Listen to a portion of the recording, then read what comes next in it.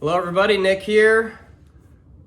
I'm gonna go over some goose calling advice, tips, techniques, whatever. We're just adding this to our list of informative videos. You guys like, subscribe, and comment. Forgive, me for the background. We don't quite have like our studio set up yet, but I wanted to get some videos out just to start helping people. If my opinion or the way that I interpret things that I see or hear or learn can help somebody else that might view those things similar, then that's what I want to do.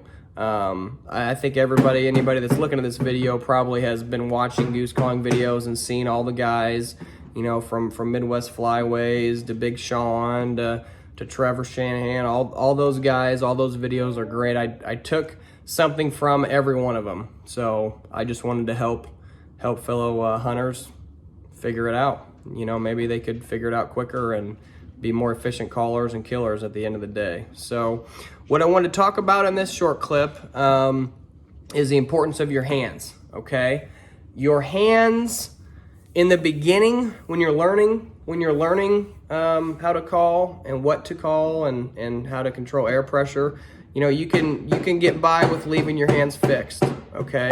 To an extent, all right? What you don't want to do is forget about them and get to where you don't even know how to incorporate them into your calling, and then it looks like you're trying to run with your pants around your ankles. You're just tripping. So try to consciously keep that. If you're trying to learn a new note, don't be afraid to just hold one spot so you can try to figure out consistency and what you got to do with your tongue. But don't forget the importance of moving your fingers and moving your second hand, okay? What your fingers do, okay? Your control hand. A lot of people call them your control hand. This affects tone and pitch, okay? So if you can imagine, you got your tone board in here, everything's coming out of it. The more that we close it off, okay, the more back pressure that we have, all right? So with that being said, that's going to change how the reed breaks over, how it doesn't break over. It's going to change the sound. So try to get comfortable with moving and opening your hand slightly. You don't have to go like this, okay? That'll screech the call. You don't want that at all. So Kelly, you know me. You don't want that, okay? But don't be afraid to move them. Change the pitch, all right? These fingers could make one note repeated sound like 3 or 4 different geese. I mean, if just by changing the pitch, okay? So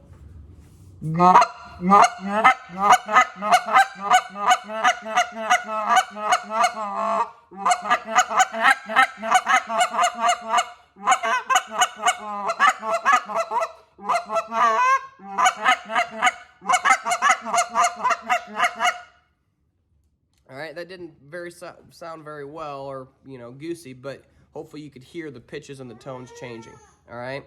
The second hand, it's all about throw, all right? You're throwing it that way. You're throwing the sound this way. You're throwing it this way. You could also muffle with this too, get a little bit of muffle, add a little bit even more back pressure. You never want to completely close your hands, all right? You can't get it to do anything, okay? You don't want them all the way open either. Very few calls require your hands to have that much, space. So just rest them, get them here. Tone, up, down, different geese, different pitch, direction. You want to throw it that way, you want to throw it this way, you want to throw it up, back, muffle it, whatever.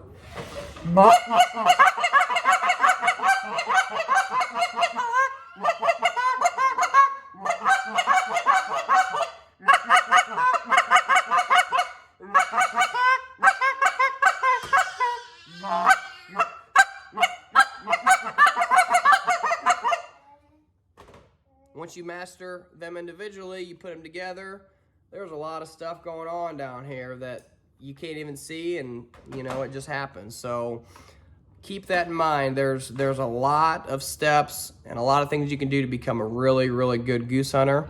And the biggest thing is just using all of your tools to your advantage. So don't forget about the hands. Tone, pitch, direction, a little bit of more muffledness, what do you want to call it, but it's there. It's important, all right?